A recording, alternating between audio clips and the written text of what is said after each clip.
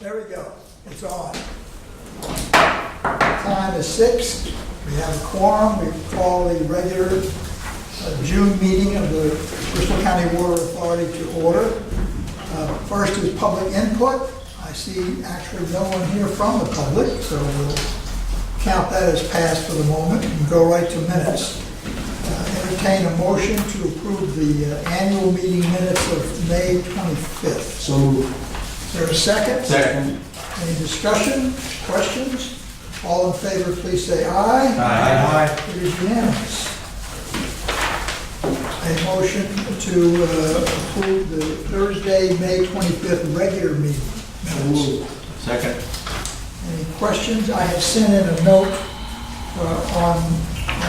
sent an email to Sid on second page, the bottom, bid award stock E.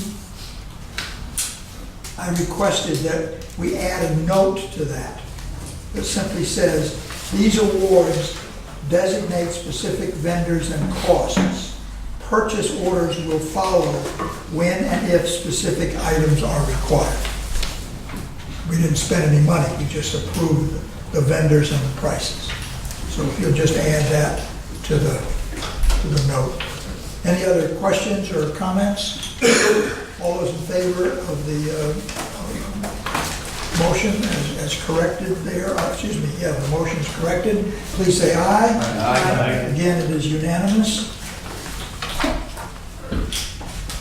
Executive Director's report. Unfortunately, we've had a very wet spring and early summer. Our revenues will definitely be down this summer, and it seems like it's a continuing pattern. Generally, we would have a dry period in July and August. Right now, it doesn't look like it's going that way, so we will be being very careful with the budget. This year, we'll be putting off some purchases until we're sure where we're going to end up towards the end of the year. We did have some additional funds designated for loss of revenue, knowing we would have less this year than last year, because last year was a very warm, dry summer, and we were broke even pretty much. So we will be watching this pretty carefully. I had attached information on the meeting with the Warren Town Council regarding the removal of the Upper Kickamuit Dam. Joe has responded to the state. We had a state order to report the inspection of the dam and any progress we had with speaking with the town council and Save the Bay about the removal. So we responded to that. At this point, we're waiting for soil sample testing just north of the dam to determine if there's any contaminants there. If they're, depending on what type or if there are any there, will depend on how we move forward with either a breach of the dam or removal, or if we're going to keep it in perpetuity. Can I ask you a question about that? Because the report that follows from Ken on that didn't really have enough specifics from my standpoint. The dam does nothing for the water authority, right? Correct. Save the Bay would like to see the dam removed. Yes. Okay. So how can we push this, and what's our objective in terms of getting it accomplished, in terms of time and money? Well, that's what we're working on. Right now, we have to determine, first of the next step is the samples, depending on what the contaminant level is. There was some industry north of the dam at one time, so we have to review that sample analysis and then evaluate what would be the proper action to take from there. So a lot depends on what that analysis turns out to be. We should have that in the next week or two. That's worrying about when the dam is breached, the silt that moves Any silt that forward. might move downstream. Okay. And where was there any industry? Remember, There was a just machine shop north of it at one point in time. There's also a little bit of agricultural residue, I understand. from the years. So Machine shop? The initial, there was something when Parr researched it, and they have to go back to the records up in Swansea. It would have been Oh, it off, could and be there right was there. Yeah, off of yeah. Market Street. It's And there were some, we did Yeah. preliminary sampling, and there were some hits at low levels, which indicate there's something there, and this is more extensive sampling to confirm it or disprove it. So what I would expect as an answer to that question is, we're doing some sampling. The sampling will be complete by July, August, November, whenever. If the sampling shows contaminants, here's action 1. If the sampling doesn't, here's action 2. Well, a lot So I depends don't on, we read don't this- know. We won't know until we get the results of the sampling as to what degree of contaminants there might be there. I understand And that. that will really But I do depend on how it understand moves that. forward. So if there are no contaminants, what's the timeline? If there's no contaminants, we still have to, we're setting up a committee with the town. The town has to approve moving forward with this. They own, if any abutter to the land that would be, The town of Warren? the town of Warren owns the property and the BCWA owns the property. So the town of Warren has to approve the removal or breaching of the dam, anything that we might want to do. Then we've got to go through the state and get their approvals. So that's the state DEM. We may need the Army Corps of Engineers. It's going to be a long process. It's probably going to be a few years. So if the town would like to keep the dam, perhaps the solution is to deed our interest to the town of Warren. They're not going to want the dam. How strong is the interest for Save the Bay? Would they be interested in it? Save the Bay is interested in removing the dam. Yeah. They're not interested in owning the dam. If you own it, you can destroy it. We're talking about the dam. No, you can't. You still have to get all the government approvals. I understand. And there has to be a number of studies done. We've done the preliminary studies, but there has to be further self-migration studies, flood studies, and We're talking about the dam altogether. the dam at the So if other that's end. gone, it's really not gonna make much of an effect at all on what. No, what's it here. really doesn't. Nothing. No. See, That's what I thought. And see, Pam, I hear you saying, we have to do this, we have to do that, but I'm wondering if we could cut through some of that, because if this dam has little or no impact by being removed, it seems foolish to spend months and huge amounts of money chasing, how much dust is on We the head of a definitely pin. agree. Excuse me? I said, we definitely agree, but it doesn't work that way. We're trapped into a process. It's a defined regulatory process that, You might want to mention about the Kickamuick organization. Yeah. They're not, they had a lot of questions about the effect of removing the dam and the silt. The thing with that though, Ray, is that's not gonna have any effect on the Kiki until this dam is gone. I agree with you, but the questions were brought up. Oh, I know, I At understand, Town I understand, Council. but There were two members there that, Well, what I a lot of actually concerns. did, I asked them to, if they'd be interested in joining the committee. But all those will be addressed, I think, as was I explained. understand. I'd like to comment, I thought Ken did a great job, and the engineer from Par Engineering, we did a great job in explaining it and trying to answer the questions, so, and getting back to the council. So, I mean, one thought I have is, if Save the Bay is in favor of this, and if this is one of many dams in a similar situation, could Save the Bay be effective in lobbying the General Assembly to have a shorter, simpler regulatory process for getting rid of dams that benefit no one? This actually comes through the EPA, so it really wouldn't help going through the state. It's federal regulatory mandates that come down. I through think we're at an DEM. inflection We are working- point in terms of relieving some of the EPA's push too, so. But Save the Bay is working with us, and they are supporting this. They've been going to the state with us. Okay. Well, it's interesting, I mean, I look at this as a desirable project, but certainly not one that is number one on our list of things to do. I mean, the town is the one that's got to really deal with it, have their support, and that's up to them. And after that, it's wending our way through the process. In my experience, things that wind their way through the process without a locomotive behind them don't move very quickly, and I'm just trying to amplify the push. I got it. All right, but I mean, if it's going to cost us a lot of money, I I'm don't not want to do that suggesting either. spending money. Yeah, Okay. Keep going. Yeah, and eventually Save the Bay would like to remove this lower dam as well, because they see in That's the the one. future, That's the one. that's the one that's gonna cause some Yeah, 'cause when they're talking consternation. about kayaking and boom, boom, you take this one down, it's not gonna, they're not gonna kayak up there. Now, there's not much water There's not supply much. up there, but this, with climate change and the water levels rising, This one though. this dam is getting topped during moon high tide now. So that's why the upper one was built, because we're getting salt water into the Kickamuit. What Save the Bay envisions is eventually this will become all a saltwater estuary right up into Swansea as the Like it was sea levels originally. rise, Like it was originally. like it was originally. But actually, the water levels will even be higher than it was originally. And they're actually concerned with the fact that because the dams are there, they're causing entrapment of the silts and contaminants and causing more bacteria growth and so on. All that money we spent on the fish ladder.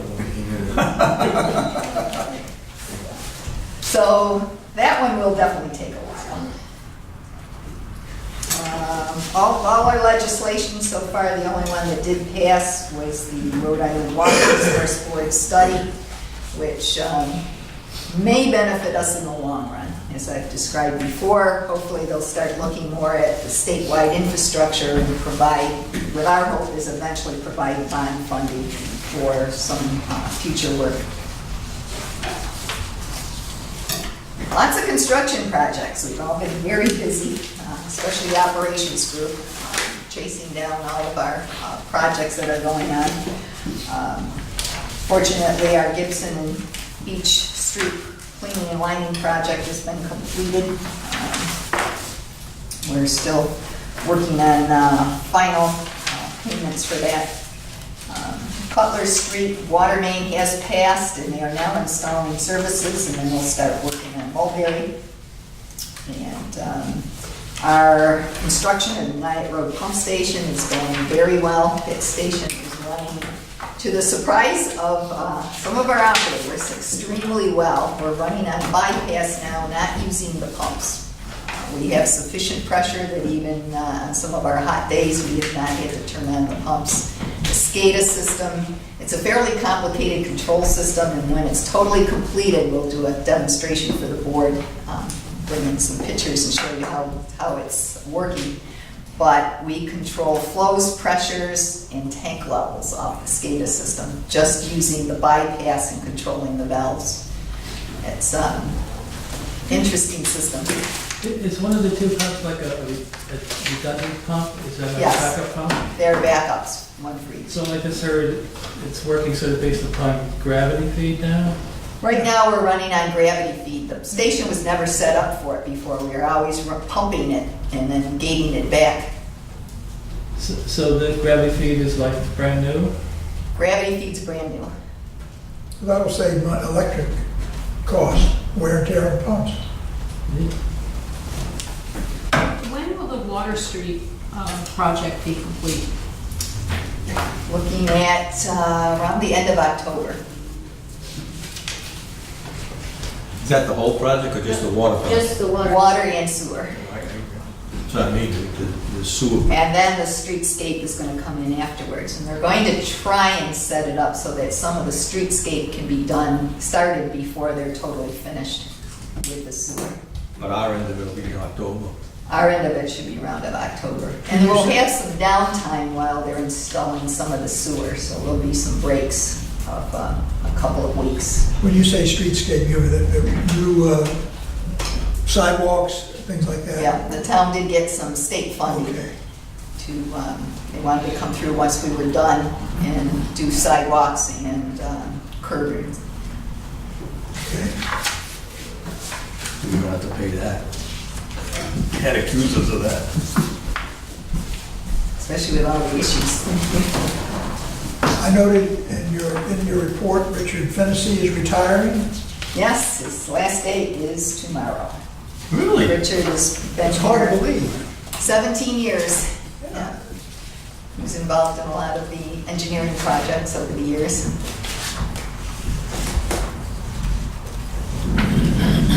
Is the lead testing, is that an annual program, or does it just happen under certain conditions? It's an annual program. If we didn't, the issue is where we buy our water from Providence. If you didn't have any exceedances in there's 3 consecutive testings, you get to go with testing every 3 years. Providence the action level was 15, they had one that was 16. So that automatically put up Providence and all their wholesale customers back on annual testing. Can we charge them back for that additional cost? No, that's a serious question. What does our contract say? I don't think it has anything in No, there it about doesn't. that. Our contract is just a Just for volume. water supply. Yeah, 7.5 million gallons. But it doesn't require that it meets certain standards. I don't think so. No. I think I saw it once. I think it's just 7.5 million gallons in perpetuity. That's, What does 15 or 16 parts per billion, I guess, what does that really mean? Is that unsafe or not?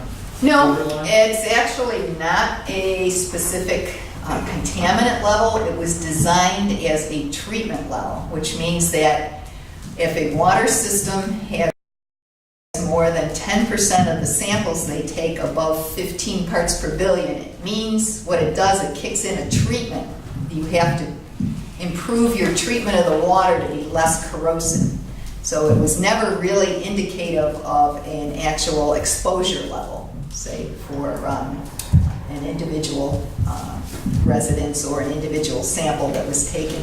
So do we get some of our water from Providence and then some under the river from the city, or is it all under the river? All from Providence, But yeah. because their reading is high, we have to do the testing. Right, but that doesn't necessarily mean ours is high, because actually the water they're supplying us doesn't contain lead. It's what you have to test for lead at the taps of the customer homes, so you're catching any contaminants that might be absorbed from the household plumbing. Providence has a lot of lead services. We don't. So when we test in the homes, it's not going through lead piping. So does the water from Situate go through any type of testing besides the process at the pumping station, isn't chlorine or something put in the water? Yeah, they do extensive testing on the source water and the distribution water. Where's the testing for the source water done? Before it gets to the river, or? Before it gets to the treatment plant. Yeah, so they do, and they do a lot in-house, plus they send out a lot of the more complicated testing, say both pre-treatment and post-treatment. when we had our plant running, we had to do the same kind of test constantly Right. as a water supplier. And We we used to have still- all the same tests going on. We still have to do a lot of the source water testing because we're still maintaining the plant as emergency supply. So there's a treatment plant, you have the reservoir, and then there's a treatment plant before it goes under the river. Before it goes through the Providence distribution system, right? Because the treatment plant's on the other side Well, then it of goes the to Providence and then it system. comes. So it after goes that. through the Providence distribution system, which is a series of very large mains, usually 36 to 102 inches. Then it goes, then we're off one of the 36-inch mains, and we have a supply that comes underneath the Providence River. Okay. So who gets chosen for the testing? The sample? Well, it's something that our operations group goes through. First of all, you had to have, as I mentioned, homes that were constructed before 1986, but as close to 1986 as you can get, because they were looking for homes that have copper plumbing with lead tin solder. Because the lead tin solder, when it was fresh, would also leach some lead. It's been so long. This was first enacted in 1988, so you were catching more homes that were newer and with lead tin solder, and we were seeing some in those days with some elevated lead levels. But what happens with periods of time, it passivates and it doesn't leach lead any longer. So we very rarely see any lead contaminants in the tap. Ones we have seen is typically related back to someone with a new brass faucet. So, I mean, how do we know if a home has, 17 parts per billion or whatever it is? How do we know if that's coming from the home internally or from the source? The source does not have lead. We test the source as well. There's no, the lead levels are non-detectable. Any other questions? Okay. George, tell us about your event. Right, Pam and I met down at the ACE annual conference and exposition, and it was hot. It was. It was hot. Really hot. Those days it No was one else like- did the same. It was 96, I believe, there. And for all of you who might be thinking about driving down to Philadelphia, let me tell you that my car broke down on 95, In Connecticut, and it was hot. Big damn track. Yeah. Which is good. So it was great. I was in a program called the Public Officials Track, and the program consisted of afternoon sessions from 1 to 5 for 3 days. It spanned over 3 days. And it was a track for people like ourselves, and also for many, many people who were running, operations throughout the country. Actually, there were people there from Hawaii, South America, the Philippines, all over the place. I was amazed. I got to know the person in Hawaii quite well, and he was talking about the challenges of getting water up to a 7,000-foot elevation, and I guess his main concern was how he was ever going to be able to do hydrants up at that elevation. But he was a very interesting gentleman. So it was a pretty big group, and it was run by a gentleman called Fred Watchier, and he's a PhD and also a professional engineer, so he's a very talented person. And I sent out information about this to Pam. She has copies, I have copies. And the information has all the PowerPoint slides shown over the 3-day period, about over 450 slides. And this gentleman has written a book which is called Water Basics for Decision Makers, and it really covers the operation of a water company from A to Z, and it's a good reference point, so I'm very happy that I have that as a reference point. It started out, one of the first questions he asked everybody, why are you here? And his answer was, because managers get fired and elected officials don't get reelected if utilities fail.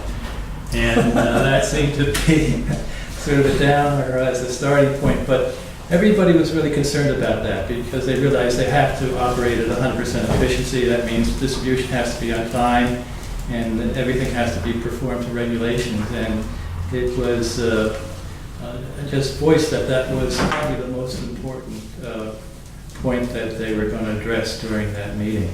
From that point, we went into really sort of a jigsaw puzzle type team gathering. And he divided the people there into 4 groups, 1, 2, 3, 4, and there were big tables. And the purpose of this was to put the jigsaw puzzle into the proper order. And the jigsaw pieces represented how the infrastructure of the water company should be positioned or engineered. And it was pretty amazing what happened. Everybody quickly got down on the floor, and there were about 8 or 10 people in each group, and they were down there just trying to figure it out. At the beginning, ours was very, very long, maybe 20 feet long, and then the instructor came over and he had a measuring tape, and he said, "Wait, that's too long." He didn't give us any hints. And I saw a couple things, thanks to Pam, something tweaked off in my mind relative to, I said, no dead ends and hydrants between houses and whatnot. And the people got back down on the floor, messed it all up, put it back together again, and they kept improving the layout. But time went along. It was 30, 45 minutes. It was great to be with the people. It was great to work with the team and whatnot. But actually, nobody got it right quickly after that period of time. Then he started to give hints, and then the 4th group with my friend from Hawaii really solved the puzzle. And I can talk about that in a minute, but it was wonderful to see how the group bonded as a team. And I think it was very interesting for many of the managers there, people like myself, to be able to look at something from the top down instead of being burdened with all the problems of the day-to-day business of what has to be done. And the final solution obviously had the source of the water up at the top, the reservoir from wells and whatnot, and then it fed into appropriate treatment plants, and then a tank and pumps and whatnot, and it was distributed in a loop, no dead ends, man. I mean, no dead ends. And you know, when I spoke up, there were a lot of dead ends, and the hydrants were at the end of the dead ends, and they finally got the hydrants between the houses and whatnot. And down at the bottom, and I'm not really big on water tanks, but there was one at the top, but down at the bottom, at the end of the loop, there was another one, like a little cul-de-sac. And I'm not an engineer, I don't fully understand that. But it was quite an opportunity to get to know people better and to talk with them. They're all very friendly, very helpful, got a lot of cards, and people offered to answer any questions and whatnot. So that was one of the processes. But the course itself moved along pretty quickly. And it reminded me more of a college course and maybe a graduate level course, because this person was very knowledgeable. He brought some higher level math into some of the processes and whatnot. And the first day was more about infrastructure. The second day was about water treatment plants and sewer treatment plants, and that got to be very technical. It probably would require somebody like a chemical engineer or somebody like Pan, environmental engineer, to be fully aware of what he was talking about. But I was happy to be there and just absorb as much as I could.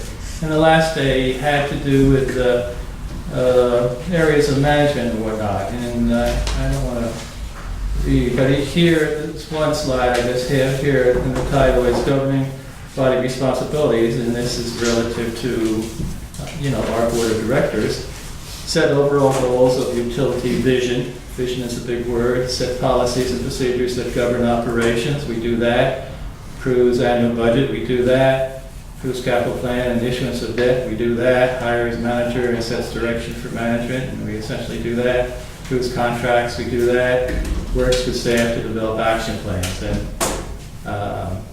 I'm not the person to rate this group, but I think somebody rated this group would have a pretty high rating because we're meeting all those responsibilities, I believe, quite well. He also went on to talk a little bit about leadership, the skills needed, strategic thinking, vision, and whatnot.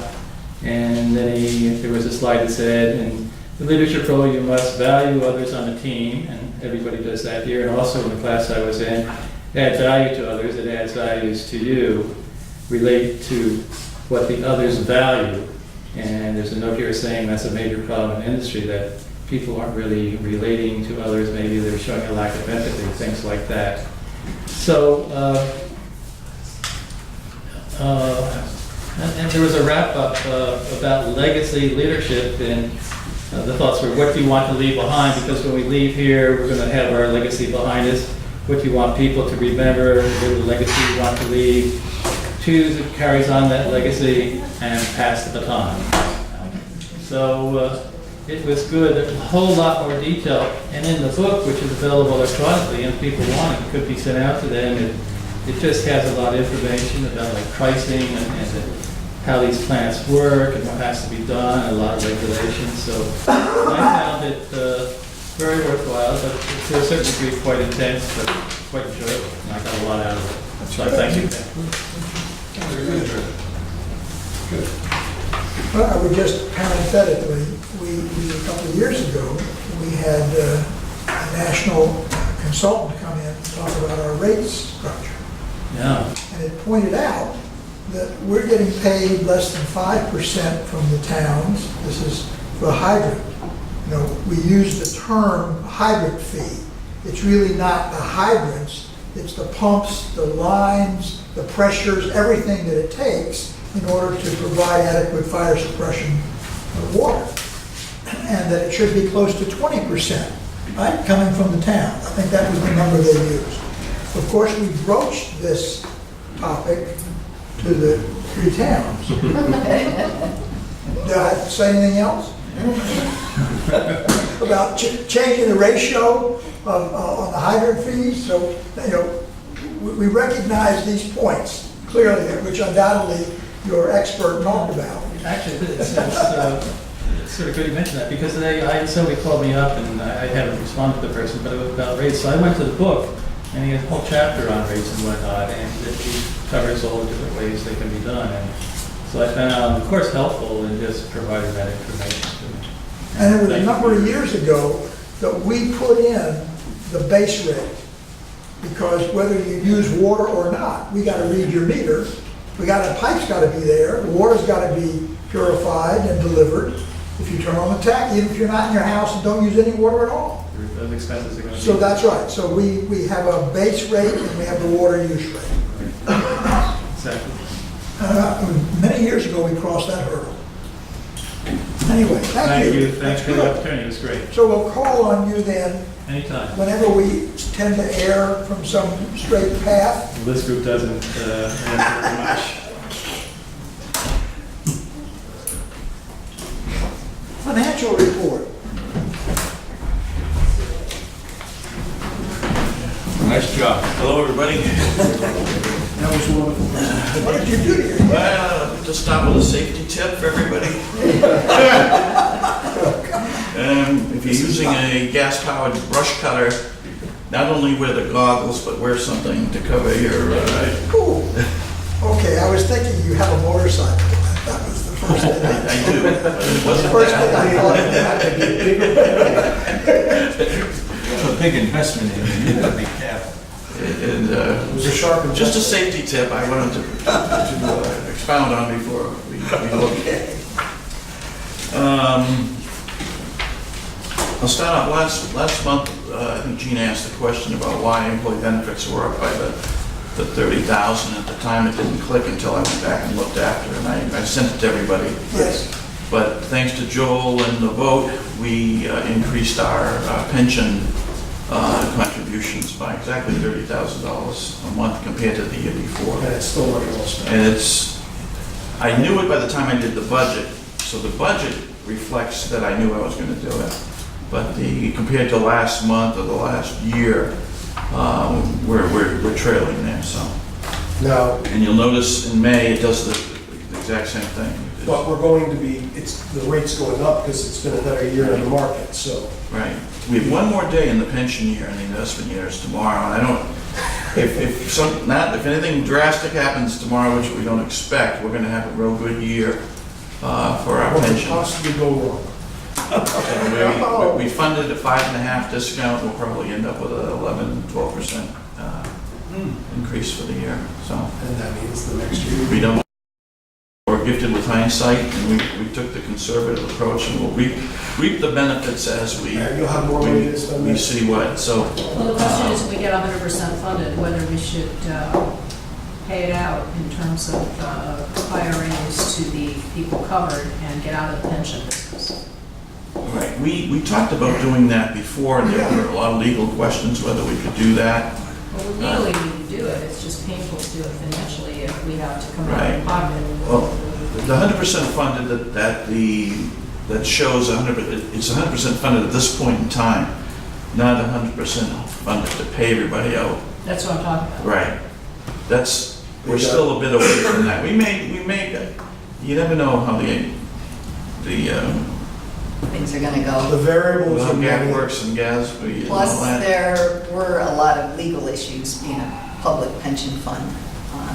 I think they had determined it was gonna be very costly just to meet I the think legal. the study, we got an estimate of 75,000 just to Yeah. review the I fact. recall Remember that? Yep.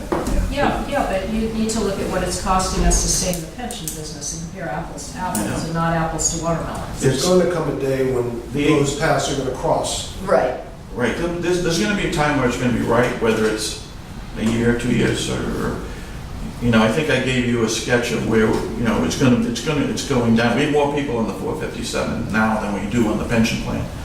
So the pension, Richard just retired, he retires tomorrow, so he'll be going, and it's starting to wind down now, that we should look pretty good.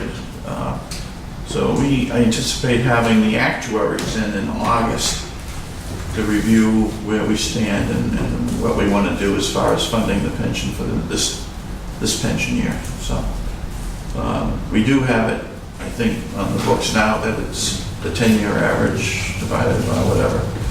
I like this. So we'll see. This year might bring it up a little bit, That's fine. which is good. You received the financials in your packets, if you've had time to look at it. I'll reiterate what Pam said. The billings are starting to catch up with the reduction in water. And back when we did the budget, if you remember, I said, I'm going to take 5% off because it was a high year last year. And it's proving already. We get our water sales numbers tomorrow from Providence for the month of June. And with the rain, weather has such an impact on us compared to last year. And I think in the numbers I showed, last year we were 14% ahead of the year. This year we're 6-something% below. So you call Because it of pretty close. people aren't, We call it pretty you close. don't need to water your gardens, you know, very little. So if it depends what the rest of the summer looks like. We're in our prime water selling months right now. The financials, the accruals take a few months to catch up with the actual because I have to estimate how much I think is out, not billed yet. So the formula is to use that, use previous quarters and whatever, which would be like February, March, and April, which we're pretty close to what they should have been, but we'll see what happens there. Again, as I mentioned, employee benefits, the 30,000 is showing up again compared to the year before. Other than that, I think everything else is pretty status quo. I'm on page 6, and this profit and loss budget versus actual. I'm just looking underwater because I know, one's budget and the other's March through May, but it shows that the actual is above budget. I'm just curious about the interplay here because they're saying the water consumption is down, but here it's showing it's above budget. My budget's a little, like I said, we budgeted 5% low. Okay. So, we always budget the revenue conservatively, okay? And budget the expenses, as I said, expenses, you go the other way. In a nutshell, So budget is low because it's it's kind such an of, unusual. you budget the worst possible scenario, which means low revenue, high expense. You kind of budget with a slight factor of that. So but it's going to catch up. That will catch up. The budget will, it'll get closer now because of the accruals I do. That,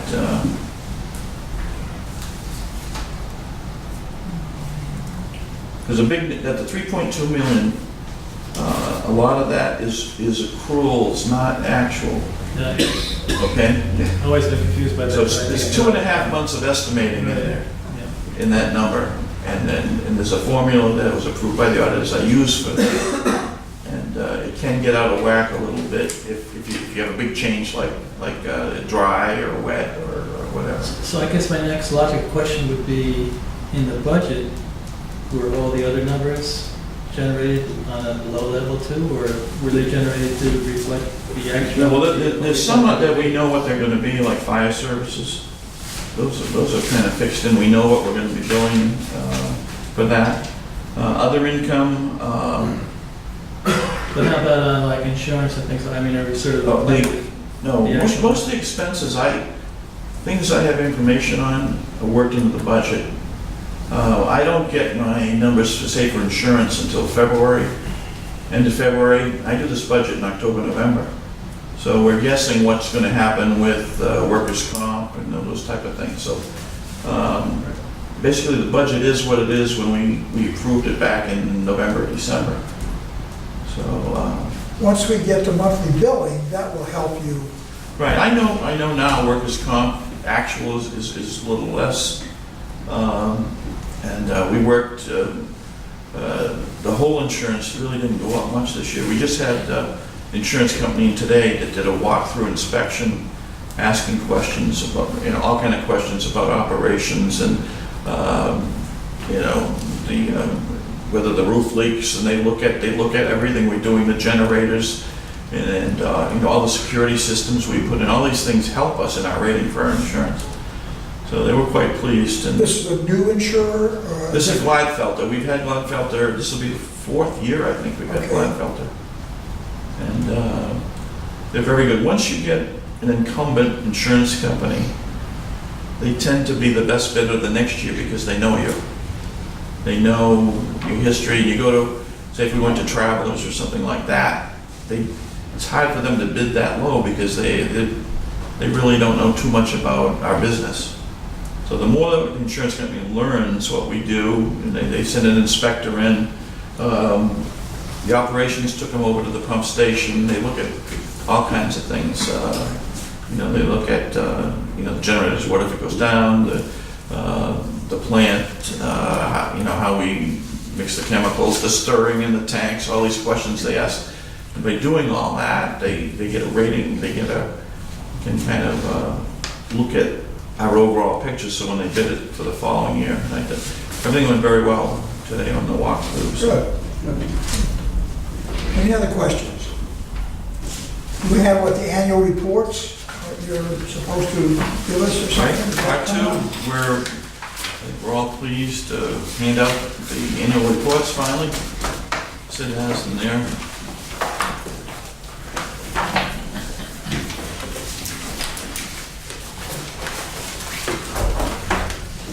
And I think what I try to do, there's a lot of reading in there rather than try to start reading, go through it. Is at your leisure, kind of go through it, read it, make any notes on questions. The auditors will be in here first on the agenda at the July 20th meeting. And they'll be here to give an overview of the audit, anything they found. But also I ask if you have any questions, major questions you may want to present to them. If you can send them to me ahead of time, so they can give them a heads up on what to answer, what backup things to bring.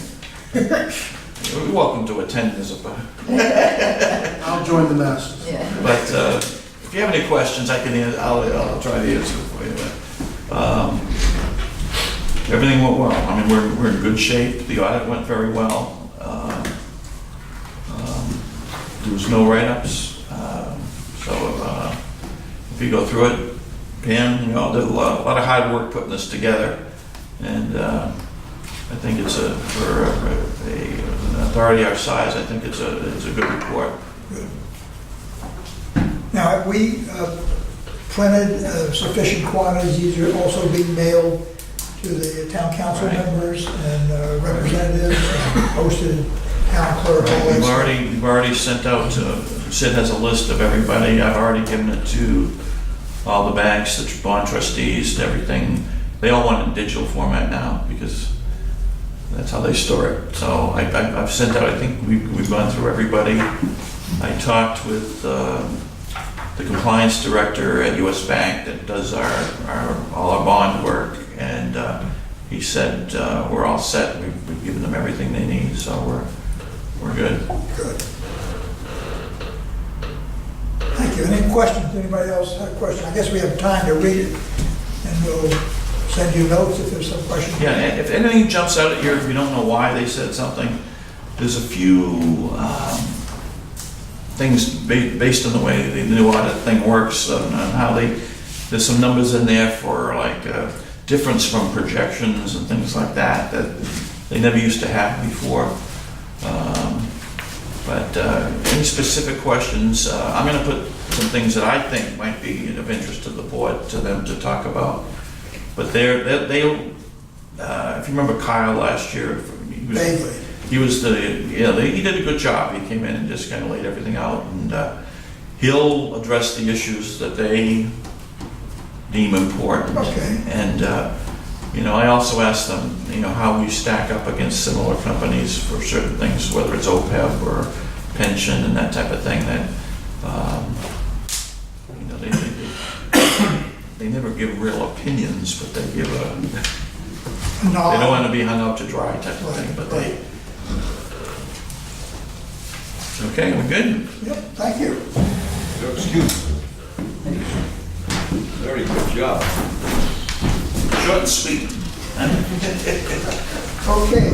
need a motion for, to award the contract to JML Excavation for $164,025. Second. Is there any discussion? Question? Ready to vote? All those in favor, please raise your hand. That way we can see it. It's unanimous. And we should probably add the caveat that you added to the minutes. Yes, Same situation. this is when we do the paving, the actual purchase order will follow. This is the estimated amount, and that's the vendor of choice. The same situation obtains for the maintenance, FY 18 maintenance and service work contract. Now, there was only one bidder. Are we obliged to go back out, or can we move forward with this? What's the issue?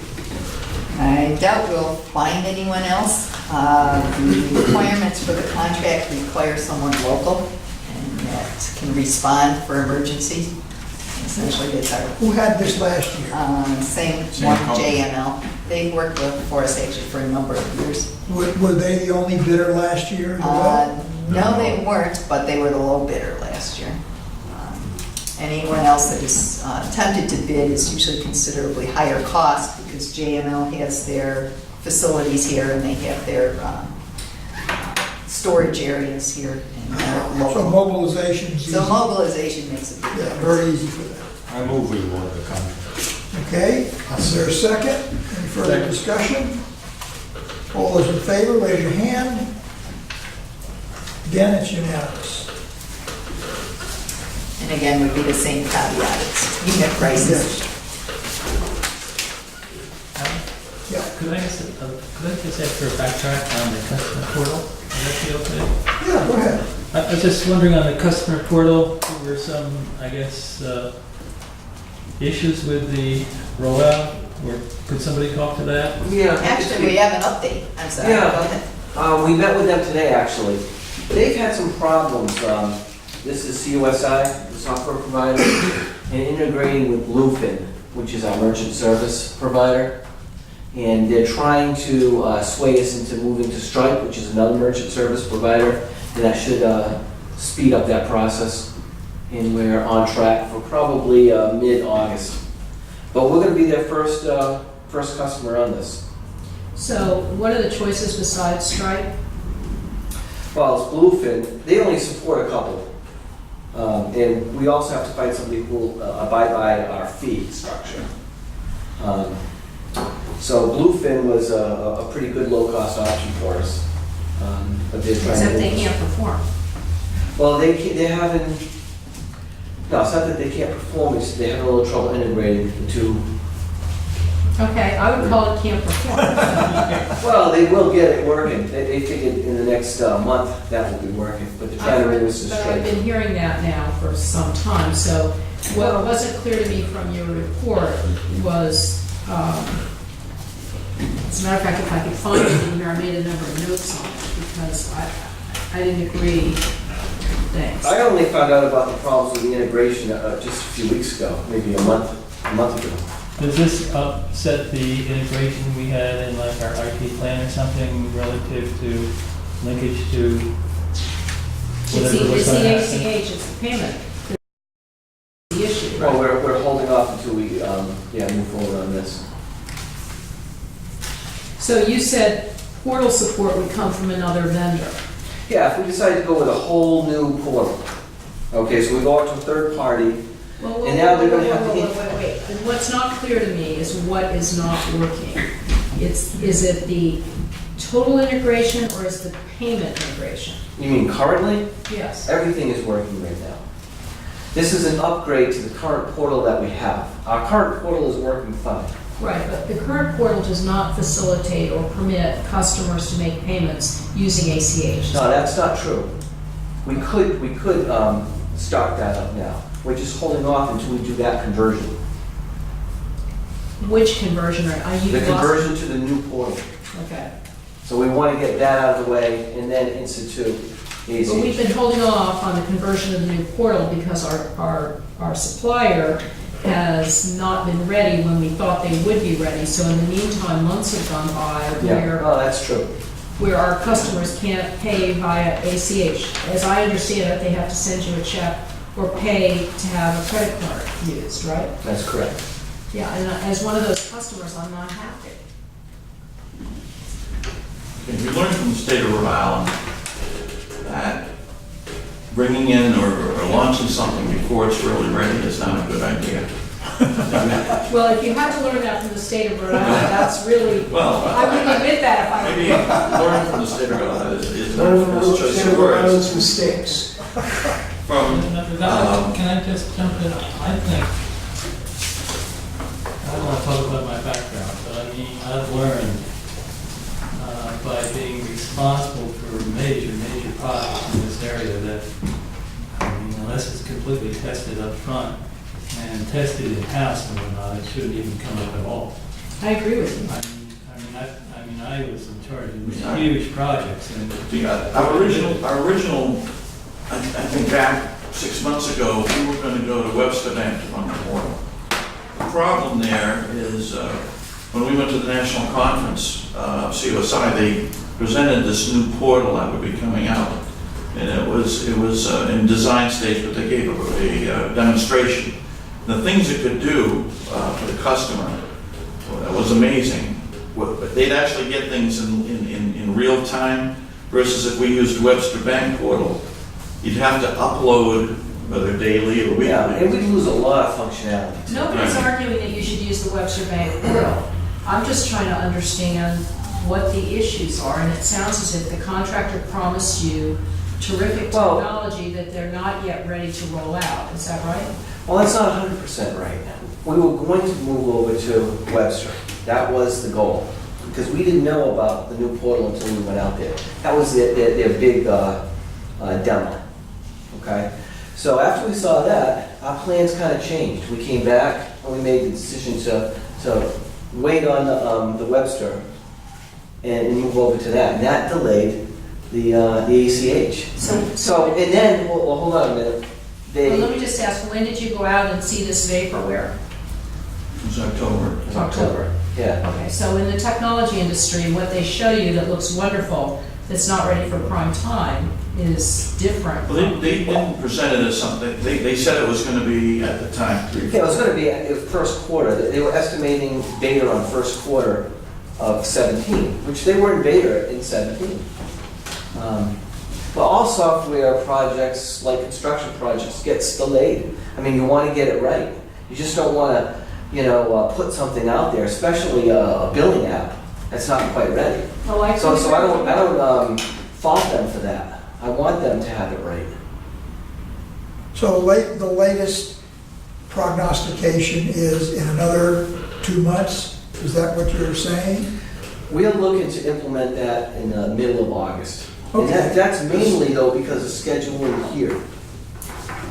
But Because what the you started out vacation's talking about was Stripe, and it's not clear to me from your write-up, Stripe is replacing Bluefin? Stripe is replacing Bluefin. That kind of came up over the last few weeks. They had talked about Stripe. Well, actually, Stripe when is we a were- payment processor, so Yeah. Bluefin is a payment processor. Right. Have you looked at other payment processors? Do you have any say in this? Do you know? We don't, Do I? I mean, Or does the water Yeah, we authority? could almost use anybody. but they would have to design it in. Yeah, they would have to write the interface to it. Well, they I would should, they prefer- should have open APIs, so it should be plug and play. In a perfect world, it is, but it's much easier if they've worked with and have a I agree. relationship with a vendor. Yeah, it's not their first. That's right. So if they're comfortable with Bluefin or, some of the others, that's who I would prefer to go with. Because the differences between them are minute as far as savings. They're all extremely competitive. So we're not going to save a lot of money. Matter of fact, we have to get them to agree to the fee. So it really saves us no money, no matter who we go with. So They have to. who selected Bluefin to begin with? Did they? They did. And now they're saying, not so good. Well, I don't know what their reasonings are, but they're trying to move this to Stripe. We use Bluefin now. Okay. We use Bluefin. Bluefin's not the greatest. Yeah, it's not the greatest. There's It's been okay. issues- we've had issues We've with had a it. couple of issues. Nothing major though. Nothing that I would flip them over. You know what I'm saying? But But you gotta look at our position, we're a small company. No, I No, understand. no, we're not, our program's about 300,000 or 400,000, it's not $30 million software. That, we're kind of held to what they design in and what they recommend that'll work best for us, and I think, when the portal is up, and you see it with the demo today, and Pam watched it, the things it can do are really outstanding. They're really state of the art as far as keeping track or getting reports and looking at your history and usage and. This is mean for the customer. For the The customer. customers. yeah, perspective, yeah. And. In the back end is great too, from our perspective. Right, the administrative is very good. We can see how many people were on it, using it, and. Are there any industry or is there any information that says, okay, this is wonderful for the customers? How many customers do this, take advantage of what they have to offer? Not a lot. And I say this because Not a lot outside. It's not a lot I bought a outside. Nest thermostat when they first came out. You know about a Nest thermostat. There's all kinds of wonderful things, and I get this report that comes to me automatically, and all kinds of, and I'm getting leaks because I'm saving heat and all the rest of this stuff. And I don't remotely care about any of this stuff. I don't go near any of this stuff. It does all kinds of things if I want it to. I don't want it to. I'm just I'm curious. the opposite. I have Nest thermostats and I use them to their fullest advantage and I love them. Well, I like mine too, but I don't, if it never gave me a report, it wouldn't bother me. Trying to please everybody. Reports, but I care about, it turns off when I'm not home and I can turn it on an hour before I'm getting home and, but Right, we're gonna, part of it, we're looking at August 15th to roll it out for everybody, but hopefully in the next couple of weeks, we're gonna have a soft opening. We can run both portals concurrently. So we're gonna do testing with our employees, maybe some board members will be able to try it before we roll it out to the general populace. Yeah. They're already in the process of rolling it out. This will allow us then, as a customer, to pay with a credit card. Credit card, ACH, bank draft. you can pay with a credit card now. Okay. Yeah. Right. But the bank will be able to. If you go through the bank, it'll. Well, you could do an ACH payment with this that you don't get charged for. Right. Yeah. Huge advantage from a customer standpoint versus paying, $3 to $4. I whatever believe it is. we're eating the ACH, right? Charge on that. Yeah, it's There is a we cost. do get but- charged for We it. get charged. but Minimal it's- charge compared per to the reading, credit yeah. card, it's minimal. We But would we encourage absorb the charge. ACH when we get this going on the You ground. should, because you're gonna get paid faster. Right. You could make that same It's argument much for the cheaper. credit card fee too, eat that. Except that's There's an argument to be considerably made higher. there. Yeah. Yeah, but one's 2.5% to 3.5%, and the other one is minute. I know. Yeah. I've talked to a lot of customers through the portal up until the point where they have to get charged $3.95 and they hang up on me. So, Wouldn't it make sense to, do all the necessary testing that has to be done in-house? Or just by setting up all the possibilities and running those possibilities in-house and not going out to anybody else? It would seem to me that would be a better way to do it, because at that point in time, everything would be tested and the people would know that it's good to We go. don't write the software. What? We don't write the software. and we don't have in-house software testers. We're not really set up for that. There are methodologies Well, and, wait a minute, it doesn't matter about the software. What matters is it working to expectations? And if it's not, then one would go back to the Well, software company. we generally present our expectations to the. well, it will be, we will test in-house. Hold on, look. We will test in-house and we'll also roll it out to employees first. That's what we did the last time. Yeah. So we'll test it, but we can't test. A good testing house tests all the possibilities of software. They have software that does the testing. We're not equipped to do that here. We can test it, we can do anecdotal tests, but that's not true testing. Now, the software house should be doing the true testing. What we'll do is we'll test for our environment. We'll set it up, we'll make sure everything looks good, it processes through, everything is tailored the way we want to see it. So am I hearing that the software house couldn't present to a customer like us the protocol to test it out? Well, yeah, they couldn't. No, you really can't. You need automated testing to validate this. That's an industry in its own to really do it. I mean, Microsoft, they have, You're only going to find very obvious flaws with employee testing and customer testing. yeah, which we will still do. But, there's probably, without exaggeration, thousands of permutations of things that can happen in a software package. That's We right. can't test for all those things. That's all we would do. And that's all people do. They have people who are software testers who are good at that, and they use automated systems to facilitate the testing. I understand that fully, but it would seem to me that an organization could test for 99% of the possibilities where the main line is. Yeah, you could probably, And one could think through what those possibilities are and run a test to make sure they're good. I'll go back to our staffing. One person. and we're not expert testers. That's I've run 2 software companies, and what you're suggesting in my mind is just totally unrealistic. There are too many connections to test all the permutations unless you hire a testing company. And then I guess maybe you're right, but at the same time, I worked with one of the biggest and I did it. Maybe I was a tester, but I've done it. Well, you can Maybe I had to test take a this line. internally, but you're not necessarily going to find all the flaws. Well, I'm saying, in a couple of weeks, we're gonna have the availability, we're gonna have employees test it, and if any board members wanna try it and give us feedback.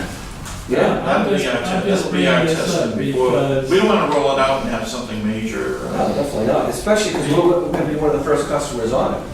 Because computers, as we all know, can really raise a lot of havoc. Yep, that's true.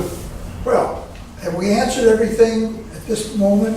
I think we're talking about August and information even before that, some startups in July for testing, so keep us tuned in, maybe by the next meeting we have in We'll have an July. update in We'll July. have an update, and then maybe some of the members can try. Yeah, we would encourage the board members to log on and try and break it. That would be Maybe great. at the July meeting, we'll give the credentials Yeah. on how to do it, and then we'll get feedback on that. All right.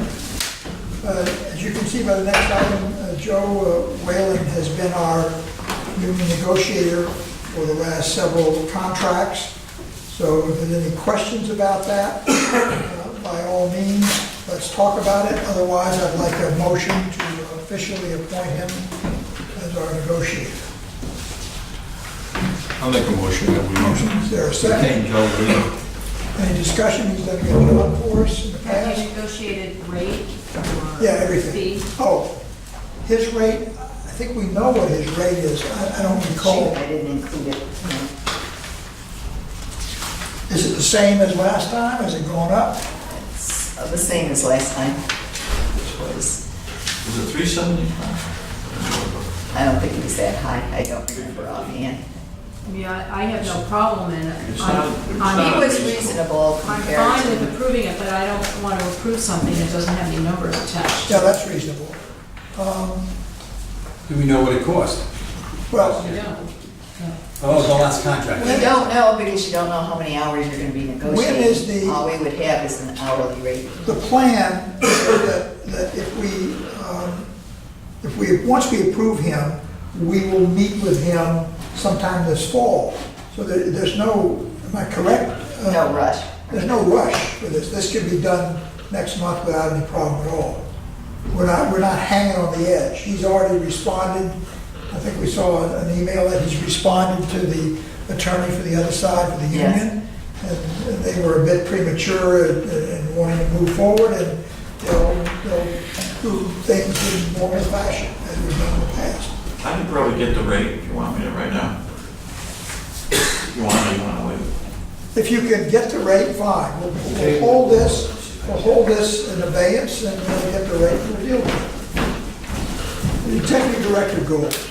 After a couple of times around, I've worked with Pam, and we tried to come up with what appears to be realistic, and we can't pin everything down. And so I wrote this little note, which I think tends to reflect what has practically been our background experience, that we're here every month, sometimes more frequently. We see what's going on. We have monthly reports. The board is entitled to question anything, and we do. Witness the discussion we just had. And so I don't think there's a problem by not having everything pinned down precisely. Furthermore, and I think I summed that up, if everything worked precisely, Pam is not going to get some huge plum at the end because of work precisely. And since we're in a government operation, we can pretty much predict it ain't going to work precisely. So I would encourage you to approve this, and let's get on with life. I need a motion to... Let me ask a question about the Go ahead. goals, which I believe we saw tonight when we arrived for the first time, right? They weren't in the package. They were They're left there, but different from last time. yeah. They're handouts. So the first goal is initiate new meter installation program, right? Right. And that's being held for a practical reason, which I'd rather not go into at the moment in the open session. But there's a bona fide reason why that quote is being held up, and it will be processed very shortly. And we'll be able to give you the detailed information on that. But if I read our annual report, it would indicate we did it last year. We approved the meter, Right. we approved meters last year. Right. This is now the installation.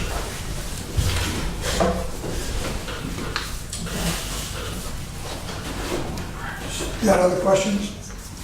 Yeah, I did. I am a big believer that we are a quasi-public entity, and anything like this should be self-explanatory to anybody without having to be briefed on what you mean by it. And so I don't regard initiate design of 30-inch PP and prepare bid specifications for phase 1, 24 inches to be meaningful. I happen to think I know what you mean. Yeah, that's the pipeline. You know that, but I don't, it's not self-explanatory. Well, I disagree with you. I don't believe that it's necessary for the world to know what her goals are. She works for us. As long as we understand it, we're rating her at the end of the period, and we're constantly in contact with her. What difference does it make whether somebody else understands these goals? And I think there are some goals that are important that aren't here. For instance, I think we should do our best to get General Assembly approval to abandon our shallow reservoirs and our antiquated treatment plant if and when we have a secondary source of water. And I don't think we should do it sequentially. I think we should run parallel paths. It ain't gonna happen, and we've already been told that. And my reaction to your statement on notes on executive director's goals were, in other words, settle for mediocrity and blame others. No, I'm not saying that at all. I'm saying my that... reaction. Okay. Look, put it this way. You and I are gonna differ on this. We need the rest of the board to decide what they wanna do. Okay, I am not going to vote to approve these goals, Can because I- I don't regard them Go as ahead. sufficient.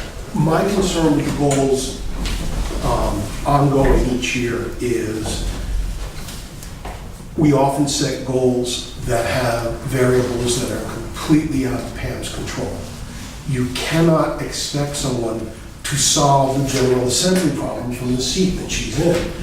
Obviously, she would like to do everything that Gina suggested, but to put that as a goal, it's kind of like saying, I'm going to get the governor and the speaker to agree on free tuition and car taxes. It's nice, but that's not something you can evaluate as a goal, and the goal should be used as an established idea of how someone gets paid. And every year we set up, institute the pipeline. Well, God knows she tried her best, but she couldn't do it, and I don't think anyone here thinks that we could. I just don't like the idea that we're gonna hold people to things that they can't control. And I don't think anyone's faulting the effort put in. I think that there are things that are out of control because of the nature of the state and because the variables are too great. And just tying it, if I were in her shoes, I wouldn't want my evaluation to be tied to something I can't fix. Well, I agree with you that she can't force the General Assembly to take action, but you can lay out a plan of action and meet those goals for the plan of action. You even can, if you don't If I thought get that across the finish line. if I thought she wasn't doing it already, and it's How like, many years has it been and we have not met with the East Providence Council people? I don't think it's for want of trying. Again, how do Actually, you we go had a meeting with their, this is now a month, 6 weeks ago, we did have a meeting with their town Administration. manager, city Yeah, but we've had a meeting with their town manager before, and he doesn't control what happens. The issue he doesn't control, but we have to be able to work with him. I And agree he with is you. basically telling us, now is not the time to deal with the council. He didn't put us off forever. He shared, I think, reasonable information. You were there, Ken. He shared reasonable information about what they're going through, what he's been working with their council on. And he said the timing of stuff, the letter's been written, all kinds of preparations have been made to move forward, to get an emphasis, or get a response from the East Providence City Council, particularly when it comes to the key issue of whether we design that pipe larger or smaller, and whether they're going to contribute. Are they in this or not in this? And we've already reported that we met with the state planner, we met with the person who is running the Water Resources Board. So I think everything that we could practically do to this point has been done, and we're prepared for the next step. But we have to wait until Tim Chapman says this is the right time to move.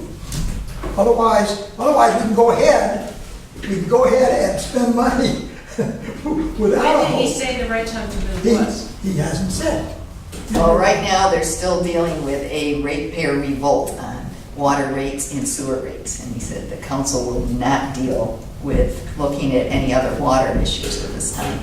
So he thought by midsummer, it looks like it's going to be a little bit longer. Because they did raise rates for both water and sewer, and they're having significant issues. as an interesting Around part, that. how much did they raise it? I don't remember offhand. Water went up How much did water go up? 8%. They went to monthly billing. So that in itself has caused consternation because people have a monthly bill, which is, some people feel almost equal to the past quarter. The problem is there was a little rate increase tucked in it, but now you're getting a monthly bill for 1 month of every water use the past quarter with the winter months. So it's the whole education process. There's, as Pam said, there's a lot going on in the city. But it wasn't like an 11 or 12% rate increase. Well, the No, sewer no, it was rates the did sewer rate had a is considerable substantial. increase. So they were following When they're each other billed by a month. together. Yeah. But that's all the city of East Providence's business. That shouldn't be our executive director's goal. No, I Tell them how to straighten things out or do things. It shouldn't be, your goals shouldn't be every individual member of this board's little pet project, but she's hired to run the Bristol County Water Authority, period. as far And the as I'm answer is, as the executive director of the Bristol County Water Authority, can we hold her responsible for the fact that we can't get the East Providence Town Council? Exactly, to we shouldn't pay? even be discussing that. It's something that's important, that's why it's here. We're not gonna get to where we wanna go until we get there. No, So I I'm think talking, we I'm have not to talking discuss- about that, I'm talking about when we met with who or why we didn't meet with You're who. right, That's you're not the right, point. you're right. It's clear that those are outside our control. So what we're looking for is I'd like to close this thing out and nail it down. So I need someone to make this motion, and let's decide, vote it up or down or modify it. I mean, my God, we fiddle with this thing and fiddle with this thing. And we think we've come up with the best practical source, best practical result. And I know that doesn't meet at least your, and maybe others, but I need to get this thing finished. Well, I think it's a start. I'll make a motion we adopt. Is there a second? Second. Is there further discussion? Okay, we don't need any special attorney, we don't need any, this is not spending money, we just need a vote, Member from each town. just a majority. All those in favor, raise your hand. 1, 2, 3, 4. Those opposed? 1, 2, 3. So it passes. Thank you. I just want to say there's only. Go ahead. I didn't approve it was because I was really caught off guard with this. I would have liked to have known that we were going to vote on this. It was a mistake. It was to have been included, it was a mistake. Well, that's the only reason I didn't vote. Not that I'm against what's here, it's just that I would have liked to have reviewed some of the notes that I had written. Okay. I'd just like to second that, because I just like to think about things a little bit more than There may have been something else that we the wanted day to we question. arrived here. Your quarterly charge-offs is information only. I think the prime thing to notice is the net write-offs to revenue is 0.21 of a 1%. So that's a very, very high level of ultimately collection. Is Bristol still running the highest level of non-payment? Yeah, they will. That's because of the college, right? Well, it's the highest No, number. it's the highest Yeah, number used. that's true. Yeah, but percentage-wise, it's still, But it's, they have more users, but still, if you look at. but because of the college, they have a higher transfer. Exactly, I think that primarily where it comes from. Okay. Let's look at board correspondence. Are we gonna have anything coming out of executive session other than sealing the minutes and adjourning? All right, so let's talk about the tail end here, and then we'll do executive session. And I gave him the rate. yes, the rate is $295 an hour for Joe Whalen. So let's come back to that. We have a motion on the floor, so we can include that rate at $295. Ready to vote? All those in favor, please say aye. Aye. Okay, it's unanimous. Very good. Joel, this is your last meeting. You can make a statement if you'd like. He tells us that every month. What's that? Tell us that every month.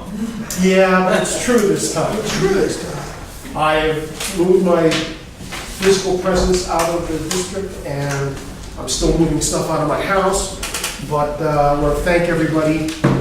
It's been a very interesting experience. I learned a lot about water I did not know. I hope I haven't offended anyone over the course, since I have a tendency to do that. You can ask Ryan Barrington.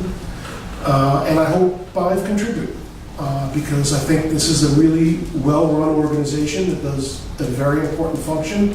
And when I came in, it had a very poor reputation. I think its reputation is much better now, and I'm pleased about that. And I can't imagine the scenario, but if you should ever need me, I'm a phone call away. You're here. I want to say it's been a pleasure, sir. Thank you, Joel. Where did you move to? I am living in East Providence, which is why I'm more concerned about. I said, as an interested party. I said, as an interested party, I wanted to know if they had a big rate increase. No, it's been good in many ways. I gotta tell you, it's good to get out of Barrington, it really is. So, good. Well, I want to thank Joel as well. He was very helpful, helped us reviewing the budget, asked a lot of good questions, and really was a big supporter going through all of the issues that we've had over the last few years. I want to thank you very much. You know, as I told the town council when I left, I said, everyone gets the same from me. And if I get it straight, then I deal it back as straight. First time I sat down, I grilled Mark strong and hard, and I found out that A, it was pretty much all in order, and B, I was being told the truth. And frankly, that's all I'm really looking for out of it. And I can't say that about the Barrington School Department. I'm looking at the camera. No, I'm looking, doesn't matter. I never, it wasn't that I thought anyone was taking, but I never felt I was getting the straight story, and I was not alone. And Mark, I really appreciate the clarity and the honesty, and I think everyone on the board should not take that for granted, because it does not happen everywhere. True. Thank you. Thank you much. I you. anticipated we have, his replacement is in the wings. In fact, I thought she was going to be here this evening because I had a packet sent to her. Eileen Sager is her name. She works for Citizens Bank, and I don't know if she's contacted you yet, or you. We've emailed, Okay. yes, and she did intend to come to Yes. us as Oh, well. I guess it is official then, Joe. Yeah, she's official. Yes, He's it's been gone, in that's place it. already. Tomorrow, she's in there. So I made it effective on the 30th. she's been given information, she's been given background, she's been given history, she was sent the packets, so she'll be able to come up to speed, I think, pretty quick. The big issue now is what's gonna happen from Bristol. We need replacement for Paul, or Paul, whatever. So I've asked, if Frank's not here, I've asked Gina if she could put some pressure on the council to just find out what's going on. I'm at Bristol's on hold for a week, so. That's something else to do. Everybody is busy cleaning the three stripes in the middle of the room, painting the three stripes. Okay, so we'll move for executive session I then? move that we enter into executive. Did you vote on the program? Yes. Yes. Yes, we Yes. did. I move that we enter executive session for cyber security pursuant to RIGL 42-46-5A3. Also for litigation on North Farms, Warren RIGL 42-46.5A2. But not the next one. And not, It's not the next one. Okay. give me a Is second. there a second? Second. Okay, we need a show of hands. Okay, so we are officially going in at 7:24 to executive session. And when we come out, We'll come out just to seal the minutes and to adjourn. So there'll be no, cameras back on. We came out of executive session at 5 minutes after 7. We forgot to turn the camera back on. 5 after 8, we voted to seal the minutes and we voted to adjourn. So, everything's good. Thank you.